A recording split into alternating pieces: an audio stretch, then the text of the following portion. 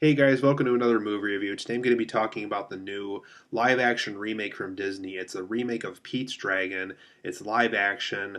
The dragon is actual CGI animation this time around, not a 2D animated drawing like you saw in the previous Pete's Dragon film. In this new Pete's Dragon movie, a young boy named Pete gets separated from his parents at a very young age. There's a car crash that happens, and he's left out in the forest trying to figure out how to survive. And there's an urban myth in a nearby town that says that there is a dragon that lives in that forest. And this young boy becomes close friends with this dragon, and the dragon teaches him how to get food and how to get water and beverages and how to survive out in the forest, how to build a fort, and all these other things. And so 6 years pass, and this kid's still living out in the forest. And a park ranger in this nearby town finds this boy and tries to figure out how he's able to survive for that long out in the forest, where his parents are. Are they still alive? Are they out and about somewhere? Are they lost? And while all that's going down, Pete keeps telling everybody that there's this creature that's been taking care of him, and they try to figure out, what exactly is this? Is this a dog? Is this a human? So throughout the course of the film, they keep asking him, who exactly is this Elliot, or who is this creature? Because the boy names him Elliot throughout later in the movie. So basically, everybody's wondering about this Elliot creature, and so he takes him out to the forest, and it is a dragon. It's that urban myth dragon that um, everybody in the town was talking about for years, and it's a real thing, and it was taking care of this kid for all these years. But more questions start to be asked, more mysteries go unsolved, and so this town has to try to figure out, where is this dragon? Is he good? Is he bad? Is this kid just trying to trick everybody because he's close to this dragon somehow, and they don't really quite know why? There's all these remodelings and new land that's getting built on and things like that, and they want to be able to use some of that land in the forest that this dragon lives in. And so there's all these conflicts and all these questions and all these mysteries that are surrounding this dragon and this boy. And throughout the course of the film, we get to figure out what exactly all those mysteries are and what those answers to those mysteries are as well. So overall, guys, I really liked Pete's Dragon a lot. I thought this is a very good remake. Definitely a remake where once you see it, it'll completely erase your memories of anything bad from the previous one. I really do think anybody who didn't like the old Peach Dragon or wants to forget about it or whatever, I think this film will wipe your memory clean of that film if you really didn't like it. I remember bits and pieces of it from my childhood. It wasn't exactly the film I ever got close with, so I definitely think this is a great replacement for that older Peach Dragon film. I think they modernized it in a way that was meant for this story to be told in the modern day. So overall, for my positives and negatives of Peach Dragon, I think the dragon scenes are absolutely breathtaking in this film. Every visual scene that involves a visual of the dragon is just very good. You really get a sense that you're flying around. It looks realistic. It just looks very, very good. So breathtaking dragon scenes in this film. So if you want a great scene and just a great movie involving dragons, this film is going to do it for you. They did a very good job with that in this movie. The visual effects are just amazing as well. You really get the sense that you're in this forest. You get an essence of the forest.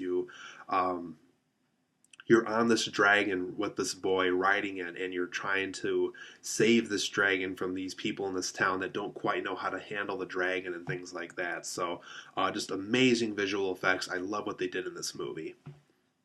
And just like I was mentioning earlier, it really does capture the essence and the feel of a forest. It has the sounds, it has the quietness, it has the sounds of nature and the owls and the woodpeckers and all this other stuff. So, really captures that essence and feel of a forest very well. Once again, for my compliments for the movie. I also thought this film had great character development.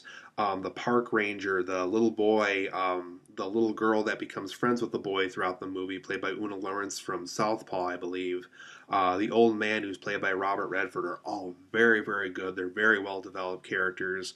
All are very interesting. All have some type of connection with this dragon, or they learn about the dragon, or they get close to the dragon, or something bad happens with them and the dragon. So it's a very well developed movie. These characters are very well developed. The story is very well developed, and as a result, it's just everything seems like a nice, clean, clear cut package of what Peach Dragon should have always been. I thought the film also had a huge sense of heart. You really do care about this dragon. You care about this little boy. You care about all these people who want to preserve this dragon and just be in awe of it and be in complete wonderment of this dragon still existing and being around. So it has a huge heart to this movie, and I absolutely loved how this movie managed to maintain that for the entire runtime. You really do feel for this dragon and this boy, I think. Great child performances once again here. I know earlier in the year I talked about how great the girl in the Nice Guys was. I really do think the kid who played Pete and the little girl, those two child performances were just very, very good. I believe those characters the entire film. Great performances from young artists easily. They were just very, very good in this movie.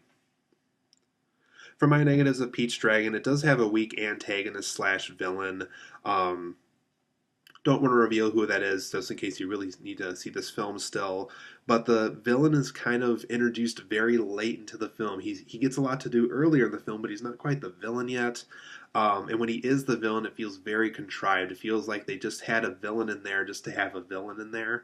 And when he is the villain, it's just not very compelling and not very interesting and just kind of lazy, to be honest.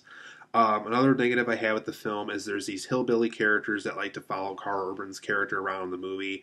Very lame, very stereotypical. They're very much, there's a dragon in the forests. There was one of these really stupid characters that you just don't believe. They feel like something out of a cartoon. I really didn't need all those stupid hillbilly characters in this film. They just, if anything, it was insulting to hillbillies. So lame characters, didn't need them in this movie. So overall, I'm going to give Pete's Dragon a 9 out of 10. I think it's a very, very well-made movie. Breathtaking dragon scenes, amazing visual effects, captures the feeling of the forest. There's great character development in this film, great, interesting characters, has a huge sense of heart, great child performances, but it suffers from a weak villain and it suffers from bad and lame hillbilly stereotype characters. So overall, I'm going to give this film a 9 out of 10. I really do think it's worth your time and money to track this film down and watch it.